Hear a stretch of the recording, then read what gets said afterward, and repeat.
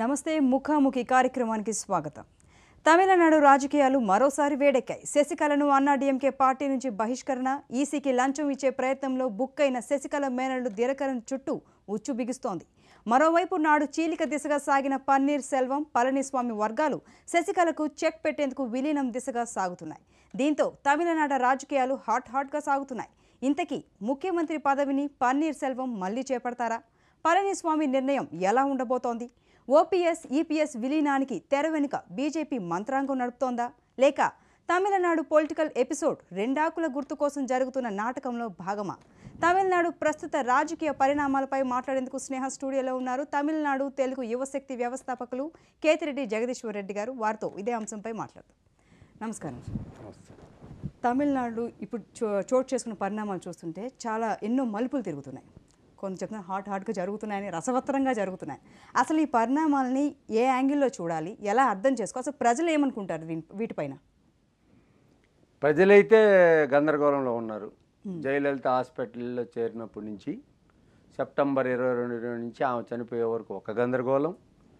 ఆ తర్వాత ఈ పరిణామాలు, ముఖ్యమంత్రి ఎవరనేది, శశికళ, మళ్ళా ఓపీఎస్ ఈపీఎస్, ఈ గొడవలు, వీటన్నిటి వల్ల ఏమవుతుందంటే ఏంటి, ఈ రాష్ట్రం ఒక సుఖ సంతోషాలతో ఉన్న రాష్ట్రం, సుఖ సంతోషాలతో ఈ ప్రజలు జీవిస్తున్న ఈ రాష్ట్రంలో శాంతి పద్ధతులు కానీ, సమాజంలో ఉండే అన్ని రకాలు కానీ, వ్యక్తిత్వాలు కానీ, అన్నీ మంచి సద్భావంతో ఉండే ఈ రాష్ట్రంలో ఇలాంటి సంఘటనలు ప్రజలకి యావగింపు కలుగుతుంది.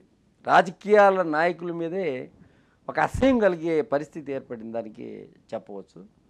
ముఖ్యంగా చెప్పవాలంటే గతంలో రెండు పార్టీలు అక్కడ అధికారంలోకి ఉన్నాయి. ఒకటి ఏఐఏడిఎంకే, 2 డిఎంకే, ఆల్టర్నేటివ్గా వచ్చేవాళ్ళు.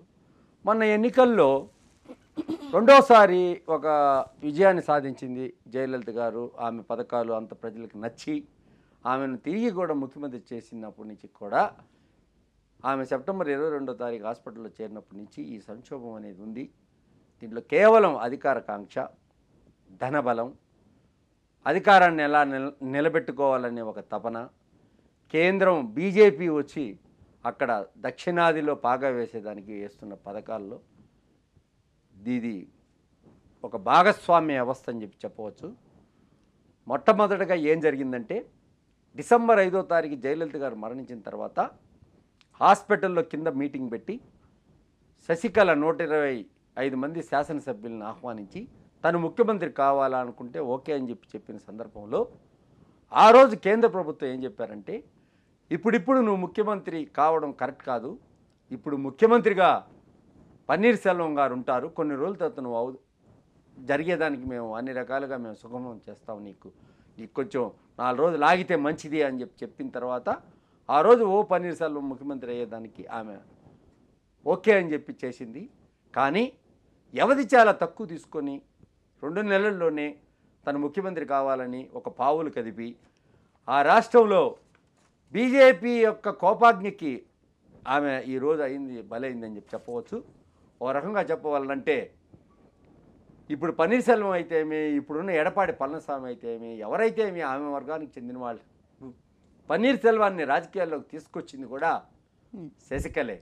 అయినప్పటికీ కూడా కేవలం ఏంటంటే రాజకీయంగా కేంద్రం చెప్పింది ఒప్పుకోలేదని, కేంద్రం దీంట్లో ఇన్వాల్వ్మెంట్ మేము డైరెక్ట్గా ప్రత్యక్షంగా లేకపోయినప్పటికీ కూడా కేంద్రం ప్రతి రాష్ట్రంలో ఈ రకంగా ఎందుకు ఇలా ఇన్వాల్వ్ అవుతుంది కాబట్టి, అవినీతి ఎక్కువగా ఉంది. కేంద్ర ప్రభుత్వం అవినీతి అనే విభాగంలో లేదు కాబట్టి, కేంద్రంలో అవినీతి తక్కువగా ఉంది కాబట్టి, అవినీతి రాష్ట్రాల్లో జరుగుతున్న రాజకీయ పోరాటానికి వ్యతిరేకంగా బీజేపీ వేస్తున్న అడుగులని చెప్పవచ్చు. ఒక రకంగా చెప్పవాలంటే వాళ్ళ పైన పెత్తనం ఇప్పుడు వరకు కూడా, గతంలో ఇందిరాగాంధీ కూడా అక్కడ ప్రవేశం చాలా తక్కువగా ఉండేది. ఎందుకంటే అక్కడ ఒక అండర్స్టాండింగ్ ఉంటుంది. ఎప్పుడు కూడా పార్లమెంట్ ఎన్నికల్లో 2/3 వచ్చి కేంద్ర పార్టీలు నిలబడుతుంటారు. ఆ తర్వాత మళ్ళీ అసెంబ్లీలో వచ్చి రివర్స్ అవుతుంది, లోకల్ పార్టీలు 2/3 నిలబడుతుంటారు. ఈ రకమైన సంస్కృతి మధ్యలో ఒక అవరోధం వచ్చి అందరూ సొంతంగా నిలబడిన కార్యక్రమం జరిగింది కాబట్టి అప్పటి నుంచి ఇలాంటి భావం అక్కడ ఎంటర్ కావాలనే ఒక తపనలో ప్రభుత్వాలు ఎన్ని ఉన్నప్పటికీ కూడా జరగలేదు. ఈ పరిస్థితి ఏంటంటే ఈరోజు దేశంలో అవినీతి, తమిళనాడులో అవినీతి ఎక్కువగా ఉంది కాబట్టి బీజేపీ అక్కడ ట్రై చేస్తుంది. ప్రజలు కూడా బీజేపీ యొక్క పాత్రని గమనిస్తున్నప్పటికీ కూడా ఇలా 85 కోట్లు దొరకడం, 85 లక్షలు ఆల్రెడీ పేపర్ దొరకడం, ఈసీకి లంచం ఇవ్వాలని అనుకోవడం, ఇవన్నీ ఒక ఆధారపూరితంగా 85 కోట్లు దొరకడం, ఇవన్నీ కూడా మామూలుగా చూస్తే మనం ఎన్నికల్లో ప్రతి ఎన్నికల్లో డబ్బుతో కూడిన ఎన్నికలు ప్రతిసారి జరుగుతుంటాయి. గతంలో జయలలిత అక్కడ ఆ కాన్స్టిట్యున్సీలో 2 సార్లు ఆ నియోజకవర్గంలో అభ్యర్థిగా నిలబడ్డ జరిగినప్పుడు కూడా అప్పుడు కూడా జనాలు డబ్బు అంతా ఇవ్వడం సేమ్ ప్రాసెస్ జరిగినప్పటికీ కూడా ఆ రోజు ఇటువంటి సంఘటనలు జరిగిన దాఖలాలు కానీ పట్టుకున్న దాఖలాలు కానీ లేవు. ఓవరాల్ ఫుల్ స్టేట్లో మన జరిగిన ఎన్నికల్లో ఒకే ఒక ప్రాంతంలో ఎన్నిక రద్దు చేయబడింది. ఈ రోజు జరిగిన ఈ సంఘటన ఏంటంటే దీని వెనకాల ఉన్న మార్గదర్శకులు ఎవరు అనే దాన్ని మనం మాట్లాడాలని అనుకుంటే కేవలం డబ్బు అవినీతి ఏ కారణం అని చెప్పొచ్చు. ప్రధానంగా అవినీతిమయమైన ఆ రాష్ట్రంలో అడ్వాంటేజ్ ఎక్కువగా ఉంది కాబట్టి, కేంద్రంలో అవినీతి తక్కువగా ఉంది కాబట్టి, ఇక్కడ కేంద్రంలో అవినీతి అది ఇది ఉంటే అవినీతి ఉన్నప్పుడు ఏంటంటే ఎక్కువ రైడ్ చేయలేరు. ఇప్పుడు గతంలో ఇప్పుడు బీజేపీ ఉంది పార్టీ ఉందనుకోండి, ఇప్పుడు డిఎంకే పార్టీ ఉంది. డిఎంకే కానీ ఎక్కువగా ప్రజా ఉద్యమాలు ఇటు చేపట్టిందంటో 2G అని ఒక స్కామ్ అనేది ఒకటి ఉంది, దాన్ని తెచ్చి పెడతారు. ప్రతిపక్షంలో ఉన్న కాంగ్రెస్ సైతం ఏ విధంగా కూడా అడగలేకపోతుంది. ఎందుకు అడగలేకపోతుంది? వాళ్ళ మీద కూడా చాలా ఇట్లాంటివి ఉంటాయి కాబట్టి ఇలాగా అన్ని రకాలుగా బీజేపీ లబ్ధి పొందుతుంది. మనం చూసాము యూపీ ఎన్నికల్లో కూడా డీలిమిటేషన్ తర్వాత ఏదో పెద్ద సంక్షోభం జరిగిపోతుంది, అది జరిగిపోతుంది అని చెప్పినప్పటికీ కూడా ప్రజలు బీజేపీ యొక్క నాయకత్వాన్ని కోరుకుంటున్నారు అనేది తెలుస్తుంది. ఇప్పుడు తమిళనాడు పరిస్థితి చూస్తే కేవలం డబ్బు, జయలలిత నెచ్చెలి అయినటువంటి శశికళ కేవలం డబ్బుతో అక్కడ అధికారాన్ని చలాయించాలనుకుంది. తను అనుకున్న సాధించి ఎడపాటి పళనిస్వామిని పెట్టింది. అక్కడ కేంద్రానికి ఒక దెబ్బ, ఒక ఏసీ ఆమె జైలుకి వెళ్ళిపోయింది. ఆమె వెళ్ళిపోయిన తర్వాత జరిగిన సంఘటనలు అయితే అయితే కూడా ఆధారం చేసుకుంటే కేంద్రం పన్నీర్ సెల్వంకి అయితే అటు దీపాకి అయితే ఇద్దరికి మద్దతు తెలుపుతూ ఎన్నికలు ఒక ఉదాహరణగా ఈ ఉప ఎన్నికలలో ఎవరి సత్తా ఎలా ఉందో తెలుసుకున్న తర్వాత అక్కడ ఒక రాజకీయ ఎజెండాని నిమిత్తమని గుర్తులు కూడా వేరు చేయడం జరిగింది. వ్యక్తులకి ప్రాతినిధ్యం మీద జరిగే ఎన్నిక ఇది. దాంట్లో వాళ్ళకి తెలిసింది ఏంటంటే డబ్బుతో అక్కడ అధికారాన్ని చేజిక్కించుకునే దానికి దినకరన్ రెడీగా ఉన్నాడు, ఆయన ఖచ్చితంగా ఆ ఎన్నికల్లో గెలుస్తాడు అని తెలుసుకున్న తర్వాత కేంద్ర నిఘా వర్గాల ద్వారా తెలిసిన సందేశాన్ని బట్టి వారి ఎన్నికలను రద్దు చేసి ఈడీ అని పాత్రలో ఒక మంత్రి దగ్గర డబ్బు దొరికినట్లు ఇవన్నీ చేసి అక్కడ ఎన్నిక రద్దుకి కారణమయ్యి ఈరోజు ఈ సంక్షోభానికి కారణమయ్యారు.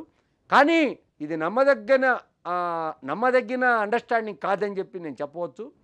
ఎందుకంటే అక్కడ రాష్ట్రంలో ఇంత ఇబ్బందులు ఎప్పుడు ఏ రాజకీయ నాయకులు పడలేదు. కేంద్రాన్ని అణిచే ఉన్నారు ఇప్పటి వరకు. కేవలం ఈరోజు జరుగుతున్న సంఘటనలు మనం ఆధారంగా చూసుకుంటుంటే ఏం జరుగుతుంది, శశికళ ఏమైనా ఇండైరెక్ట్ ప్లే ఏదైనా చేస్తుందా అనేది కూడా ఒక అనుమానం ఉంది. అది ఏంటంటే ఆ ఇండైరెక్ట్ ప్లే, అంతా కలిసిపోయాం మేము వెళ్ళిపోతాము అని ఇప్పుడు చెప్తారు. రేపు లోకల్ బాడీ ఎలక్షన్ ఉంది 1 year తర్వాత.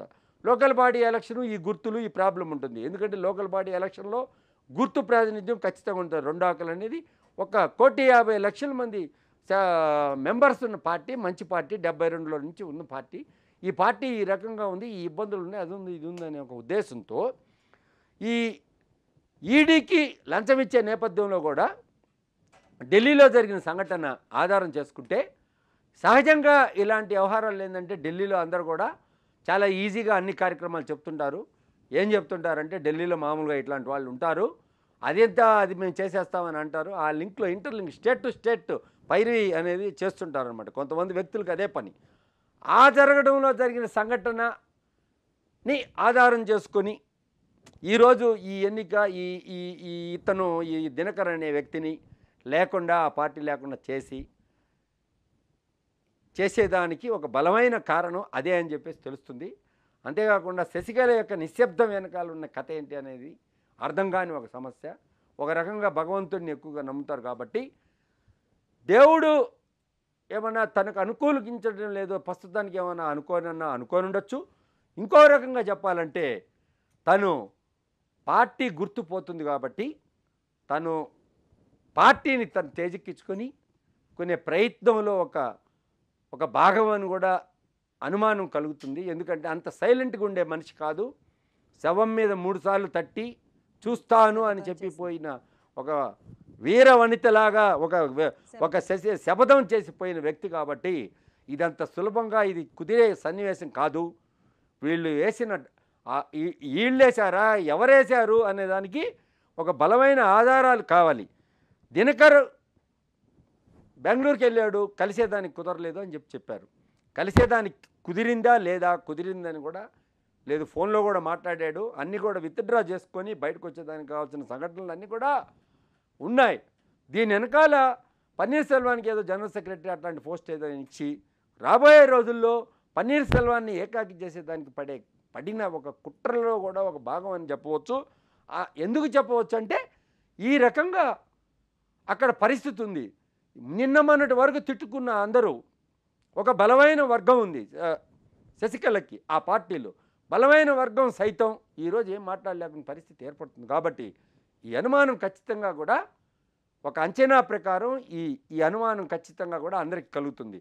ఈ సిబిఐ ఎంక్వైరీ కావాలని చెప్పేసి మన పన్నీర్ సెల్వం గారు చాలా రోజుల తర్వాత 75 రోజుల తర్వాత ఆయన ముఖ్యమంత్రిగా ఉండగా అడగలేదు. ఆయన ముఖ్యమంత్రిగా ఉండగా నరేంద్ర మోడీ గారిని వరద బాధితులు సహాయం కావాలని అడిగేదానికి వెళ్ళారు, రైతులు సహాయం చేసేదానికి అడిగేదానికి వెళ్ళారే. కానీ సిబిఐ ఎంక్వైరీ జరగాలని ఆ రోజు అడగలేదు. ఆ డిమాండ్ అనేది ఇప్పుడు ఏమవుతుందో కూడా ప్రజలు దాని పట్ల ఎక్కువగా ఆకర్షితులై ఉన్నారు. ఆయన వాళ్ళకి చెందిన మంత్రి జయకుమార్ అనే ఒక మంత్రి నిన్న మాట్లాడుతూ ఇవి కోర్టులో ఉన్నాయి, సిబిఐ ఎంక్వైరీ దిశగా మేము మాట్లాడలేము అని చెప్పేసి ఆయన అన్న సందర్భం కూడా ఉంది.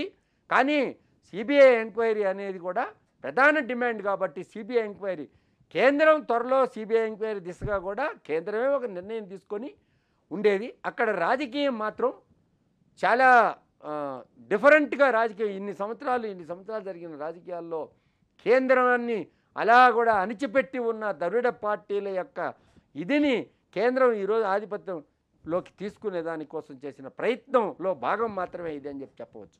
ఓకే, మీరు చెప్పినట్టుగా ఆనాటి నుంచి హాస్పిటలైజ్ అయినప్పటి నుంచి జయలలిత గారు ఈ రోజు వరకు పరిణామాలు మీరు చెప్పారు. అయితే ఇవాళ విలీన చర్చలు కూడా జరిగాయి. కానీ ఇరు వర్గాల మధ్య రాజీ అనేది ఒక కొలిక్కి రాలేదు. దీనికి కారణం ఏంటంటే 12 ఓపీఎస్ ఈపీఎస్ల మధ్య రాజీ ఒక కొలిక్కి రాలేదు. దీనికి కారణం ఏమని ఉంటుందంటారు? అధికారం అందరికీ కావాలి. మొన్నటి వరకు ముఖ్యమంత్రిగా ఉన్నాడు పన్నీర్ సెల్వం ముఖ్యమంత్రిగా ఉండాలా అని కోరుకున్న వ్యక్తిని శశికళ కోరిక మేరకు ఆ రోజు రిజైన్ చేశాడు అతను. ఈరోజు ఏంటంటే పరిస్థితి, అక్కడ ఉన్న పరిస్థితిని బట్టి తను ముఖ్యమంత్రి కావాలి, అమ్మ కోరిక ప్రకారం తను కావాలి, కేంద్రం కూడా అతనే ముఖ్యమంత్రిగా ఉండాలా. ఎవరు పన్నీర్ సెల్వం అయితే ఈజ్ సాఫ్ట్, ఆ పార్టీని తమ గుప్పిట్లో పెట్టుకునే దానికోసం రాబోయే ఎన్నికల్లో 2019లో జరిగే ఎన్నికల్లో పార్లమెంట్ ఎన్నికలు అయితేమి, వన్ ఇండియా తరహాలో ఒకే ఎన్నికల్లో అయితేమి ఏ జరిగినా కూడా ఈరోజు బేస్ కోసం ప్రయత్నించే భాగంలో ఒక మంచి రాజకీయ పరిణామాలు ఉన్న రాష్ట్రం వాళ్ళకి దొరికింది. కాబట్టి అడ్వాంటేజ్గా పన్నీర్ సెల్వం నుంచి వచ్చే ప్రతి మాటను కూడా వారి మాటగా అనుకోవచ్చు. ఇది రాజకీయ ఎత్తుగడలో భాగము. బీజేపీని మనం తప్పని కూడా అనలేము. ఎందుకంటే అక్కడ అవకాశం ఎందుకు రాలేదని చెప్పేదానికి కూడా ఒక సంఘటన ఉంది. జయలలిత మన జరిగిన ఎన్నికలప్పుడు వారు ఆమెతో అలయన్స్లో కండక్ట్ చేసేదానికి ఎన్నోసార్లు అభ్యర్థన పంపించినప్పటికీ కూడా ఆమె పెడచెవిని పెట్టింది. కాబట్టి అందులో భాగంగా కూడా వారు ఈ రాష్ట్రంలో ఆ పార్టీతో పయనించాలని చెప్పేసి జయలలిత మరణం తర్వాత జరిగిన ప్రతి సంఘటనని వారు బేస్ చేశారని కూడా చెప్పవచ్చు. అయితే ఇప్పుడు తమిళనాడులో ప్రస్తుతం చోటు చేసుకుంటున్న రాజకీయ పరిణామాలకు బీజేపీ కారణమని అనొచ్చు. తమిళనాడులో జరిగే రాజకీయ కారణాలకి బీజేపీ కారణం కావచ్చు, ఏ పార్టీ అయినా కారణం కావచ్చు. ఈ దేశంలో జరుగుతున్న ప్రస్తుతం కానీ గతంలో జరిగిన ఎన్నో స్కామ్లు అయితేవి, ఎన్నో అవినీతులు అయితే ప్రతి ఒక్క రాజకీయ నాయకుడు దాంట్లో ఇన్వాల్వ్ అయ్యాడు. కాబట్టి బీజేపీ దాన్ని అడ్వాంటేజ్గా తీసుకొని అవినీతి రహితంగా బీజేపీ ఇప్పుడు వరకు ఏ స్కాము దానికి సంబంధించిన ఏ స్కామ్లో కూడా లేదు. కాబట్టి అవినీతి రహితంగా ఉంది. కాబట్టి ప్రత్యర్థుల మీద ఈ రకంగా ఈడీ అనే రూపంలో అయితేమి అవినీతి పరులు ఎవరున్నారో వాళ్ళని ఏరివేసి వాళ్ళ చెప్పులో తీసుకునేదానికి చేసే ప్రయత్నంలో ఒక భాగం మాత్రమే అని చెప్పొచ్చు. అవినీతి అనేది బీజేపీలో ఉంటే ఆటోమేటిక్గా కాంగ్రెస్ ఒక ప్రతిపక్షంలో ఉంది కాబట్టి దాన్ని ఎలుగెత్తి చాటుతుంది. కాబట్టి వారికి ఉన్న అడ్వాంటేజ్ ఏంటంటే ఈరోజు ఉన్న అడ్వాంటేజ్ ఇప్పుడు వరకు ఏ రకమైన అవినీతి పార్టీగా దాని గుర్తింపు పొందలేదు. 3 సంవత్సరాలు అయిపోయింది, ఇంకా 2 సంవత్సరాలు ఉంది.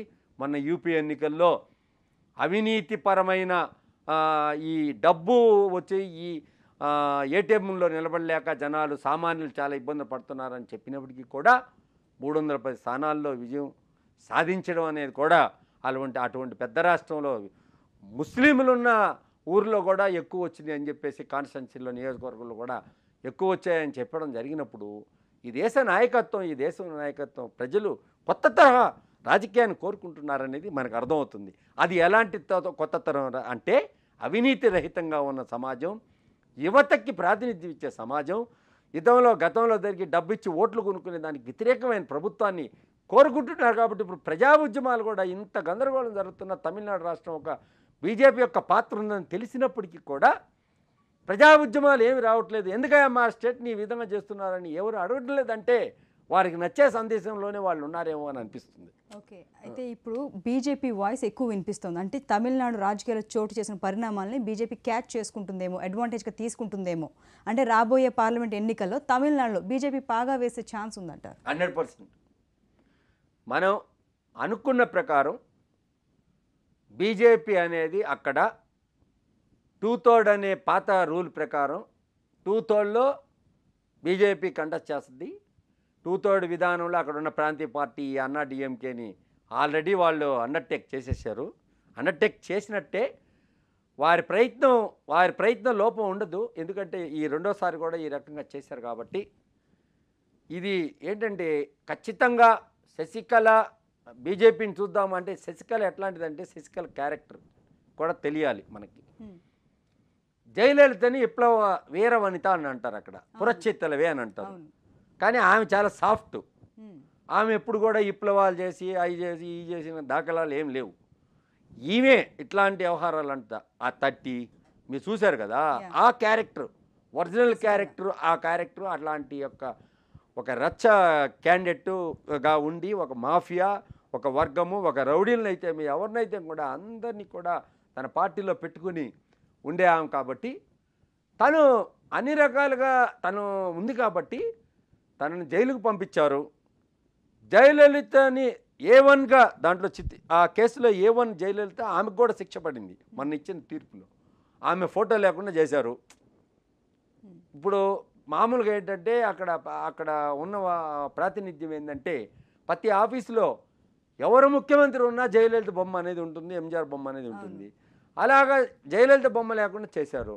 అన్ని రకాలుగా ఇప్పుడు శశికళ ఏంటంటే శశికళ వల్ల కాలేదు, జైలుకి వెళ్ళిపోయింది. బయట ఉంటే ఏదో నడిపించేదేమో, జైల్లో ఉంది. జైలు నుంచి ఆపరేట్ చేసే అంత గొప్ప ఛాతిమిద్దు వాళ్ళ అల్లుడిని మేనల్లుడు దినకర్ని ఇచ్చింది. తను అన్ని రకాలుగా వాళ్ళ ఈ ఈడీ కేసు అయితేమి, అదేవిధంగా ఈ లంచం కేసు అయితేమి వీటిలో సరిగా లేరు అనేది దీని వెనకాల చాలామంది వ్యక్తులు, తనతో సత్సంబంధాలు ఉన్న వ్యక్తుల యొక్క పాత్ర ఉంది. శశికళతో చాలా క్లోజ్గా ఉన్న వ్యక్తులే ఈ రకమైన గొడవలో ఇరికిచ్చారనేది కూడా ప్రజలకు ఒక అనుమానం ఉంది. అది ఎలాగా అంటే చెప్పవచ్చు అంటే తంబిదోరై అనే వ్యక్తి ఆ రాష్ట్రానికి ముఖ్యమంత్రి కావాలని ఆ రోజు శశికళ జైలుకి వెళ్ళినప్పుడు ఎడప్పాడి పళనిస్వామి పొజిషన్లో నన్ను ముఖ్యమంత్రి చేయమని అడగడం జరిగింది. ఆల్రెడీ తంబిదోరై వచ్చి కేంద్రంలో ఆయన డిప్యూటీ స్పీకర్గా ఉన్నాడు.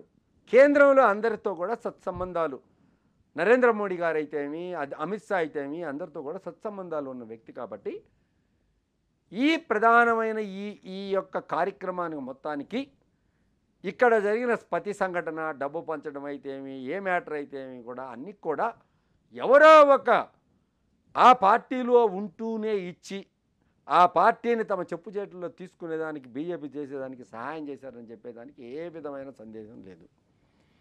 తమ్మిదోరై ముఖ్యమంత్రి కావాలని తన కోరికను నెరవేర్చలేదు కాబట్టి ఇప్పుడు అక్కడ జరుగుతున్న ఈ సంఘటనలన్నీ కూడా మనం ఉదాహరణగా చెప్పవలసి వస్తే ఇప్పుడు ఈ చర్చల్లో జరగట్లేదని మీరు చెప్తున్నారు.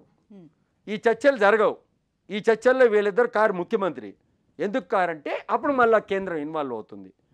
మీరిద్దరిలో ఎవరు కావాలన్నా ఈ పెద్ద సమస్యగా ఉందయ్యా, ఈ సమస్యకి పరిష్కారం కావాలంటే మేము తమ్మిదోరని పెడతాము అని అంటారు. అంటే ఇప్పుడు పన్నీర్ కాకుండా మూడో వ్యక్తిగా వీళ్ళిద్దరు కాకుండా మూడో వ్యక్తిని ప్రపోజ్ చేసినట్టు తమ్మిదోరకి ఛాన్సెస్ చాలా ఉన్నాయి. అతనికి ఉన్న గుడ్ ర్యాపో ప్రకారం, ఢిల్లీలో అతనికి ఉన్న పలుకుబడి ప్రకారం ఈ పార్టీని ఆ పార్టీని కలిపేదానికి అతను సిద్ధమయ్యాడు. కాబట్టి ఆ రాష్ట్రానికి అతను ముఖ్యమంత్రి అయ్యేదానికి చాలా ఛాన్సెస్ ఉన్నాయి, మోర్ ఛాన్సెస్ ఉన్నాయి. అందుకోసం ఏంటంటే బీజేపీకి ఉన్న ఒకే అడ్వాంటేజ్ ఏంటంటే బీజేపీ మీద వ్యతిరేకత లేదు. ఎవరు కూడా బీజేపీ గురించి ఇట్లా జరుగుతుంది, ఏడీఎంకే వాళ్ళని ఎట్లా చేస్తుంది అనే భావం లేదు. భావం ఉంటేనే కదా బీజేపీ రేపు ఎలక్షన్లో కంటెస్ట్ చేసినా ఏదైనా ఉన్నా కూడా వ్యతిరేకత ఉంటుంది. ఆ భావంతో ఏ రకమైన ప్రజలు లేరు. వీళ్ళు వెంటనే 85 కోట్లు దొరుకుతుంటే ప్రతి మంత్రి అవినీతి కుంభకోణంలో, ఎడపాటి పళనిస్వామి అయితే అందరూ కూడా అవినీతి కుంభకోణంలో కూరుకొని ఉన్నారు. అన్నీ ఒక్కొక్కటి తీస్తారు లిస్టు. ఎవరు మాట్లాడకపోతే వాళ్ళు లిస్ట్ అంతా తీశారనుకోండి. ఈ స్టేట్లో ప్రతిపక్షం ఉందంటే ప్రతిపక్షం బాగా ఉందంటే ప్రతిపక్షం కూడా లేదు. స్టాలిన్కి సంబంధించిన డిఎంకే పార్టీ వాళ్ళు కూడా స్కాముల్లో ఉంటారు. కేంద్ర 2G స్పెక్ట్రమ్ వీటిలో అన్నింటిలో ఉన్నారు కదా, వీటిలో ఉన్నారు. అదేవిధంగా కాంగ్రెస్ అంటావా, ఇవన్నీ కూడా కాంగ్రెస్ అంతకుముందు గతంలో కాంగ్రెస్ ఆధ్వర్యంలో జరిగినాయి. కాబట్టి మోర్ అడ్వాంటేజ్ యూత్ ఇది అంతా కూడా ఈరోజు బీజేపీకి పట్ల ఆకర్షితులయ్యేదానికి ఇదే కారణాలు. కొన్ని కారణాల వల్ల అక్కడ ప్రజా ఉద్యమం రావట్లేదు. బీజేపీ అది ఈ విధంగా చేస్తుంది. వాళ్ళని 85 కోట్లు పట్టుకునింది. అదేవిధంగా 60 కోట్లు 50 కోట్లు లంచం ఇవ్వాలనుకున్న ప్రయత్నాన్ని కూడా తిప్పికొట్టింది అనే దాని మీద సామాన్యుడు సైతం డిస్కస్ చేస్తున్నారు. ఓ బీజేపీ వచ్చి ఈ విధంగా అవినీతిని అడ్డుకట్టేస్తుంది తమిళనాడులో అంటే వీళ్ళు ఎంతెంత ఉన్నారు. అంత ముందు జరిగిన సంఘటన అయితే ఏమి, గతంలో శేఖర్ రెడ్డి అనే అతని దగ్గర 150 కోట్లు దొరికి అతను జైల్లో ఉన్నాడు. ఈ విధంగా ఈడీ రైడ్లో దొరికిందని సిఎస్ చీఫ్ సెక్రటరీ దొరికిన సన్నివేశాలు అయితేమి, ఏ సన్నివేశాలు అయితేమి ప్రజలు ఏం కోరుకుంటారంటే దొంగతనంగా సంపాదించిన డబ్బును పట్టుకుంటే వారు ఒక వీర నాయకులు. ఓహో ప్రజాస్వామ్యంలో ఇలాంటి చాలా ఇప్పుడు జరుగుతున్న ఎలక్షన్లో ప్రతి ఎలక్షన్లో కోట్లు పెడుతున్నారు కాబట్టి అవినీతి ఎక్కువ ఉంది. అలాగే ఎప్పుడైతే ఈ ఎలక్షన్లో ఖర్చు పెట్టడం మానుతారో అప్పుడే అవినీతి రహితంగా ఈ ఇండియా భారతదేశం ఇంకా ముందుకు వస్తుందనే ఒక ఉద్దేశంతో బీజేపీకి యువత అందరూ కూడా ముందున్నారని మనకి తెలిసిన సందేశం ప్రకారం ఇంత జరుగుతున్నా కూడా, ఇంత గొడవ జరుగుతున్నా జల్లికట్టు లాంటి సంఘటనలు కూడా చాలా ఈజీగా తీసుకొని ఒక మూమెంట్కి వచ్చేసి ప్రజలు ఉన్న మూమెంట్కి వచ్చేసిన జనాలు చూస్తూ ఉన్నారు. ప్రేక్షక పాత్ర అంటే రోజు ఏ పేపర్ చూసినా ఏం జరిగినా బీజేపీ అలా చేస్తుంది ఇలా చేస్తుంది అని చెప్పి ప్రతి నాయకుడు మాట్లాడతాడు, ప్రతి ఒక్కడు మాట్లాడతారు, ప్రతి ప్రతిపక్షం మాట్లాడినప్పటికీ కూడా ప్రజల రియాక్షను చాలా సంతోషంగా ఏదో ఒక ఫీల్ అయిన సంఘటనలు కనిపిస్తున్నాయి. కాబట్టి బీజేపీ రాబోయే ఎన్నికల్లో వాళ్ళ పర్సంటేజ్ ఆఫ్ ఓట్లను పెంచుకునేదానికి అయితే ఏమి, ఏఐడిఎంకే పార్టీతో ఒక మంచి అలయన్స్గా ఏర్పడేదానికైతే ఏమి, బీజేపీ వల్ల ఏఐడిఎంకేకి అడ్వాంటేజ్ ఉండొచ్చు రాబోయే రోజుల్లో. ఎందుకంటే బీజేపీ మంచి అవినీతి రహిత ఏఐడిఎంకేని తయారు చేయగలిగితే ఖచ్చితంగా అక్కడ ప్రతి మంత్రి ఉన్నాడు. ఇప్పుడు విజయభాస్కర్ అనే మంత్రి ఉన్నాడు, అతను బర్తరఫ్ చేయాల్సిన అవసరం ఉంది. మొన్న ఆయన ఇంటి దగ్గరే ఈ డబ్బంతా దొరికింది కాబట్టి మంత్రిని బర్తరఫ్ చేయాలి, అవినీతి రహితంగా సమాజాన్ని అక్కడ నడపాలి అనే ప్రజలు కోరుకుంటున్నారు. కాబట్టి ప్రజల యొక్క అభీష్టం మేరకు నడుచుకోవాల్సిన ప్రజాస్వామ్యంలో ప్రజల యొక్క అభీష్టం మేరకు నడుచుకోవాల్సిన ప్రభుత్వాలు ఇన్ని రోజులు నడుచుకునే పరిస్థితుల్లో లేవు. కాబట్టి నరేంద్ర మోడీ ఆధ్వర్యంలో ఏ రకమైన స్కాములు లేవు. కాబట్టి కొంచెం అది ఒక అడ్వాంటేజ్గా ఆ స్టేట్ దొరికింది వాళ్ళకి అని చెప్పవచ్చు. Okay sir, thank you so much. Thanks for coming here. ఇది వాళ్ళ ముఖాముఖి కార్యక్రమం. Keep watching Sneha TV. News is right.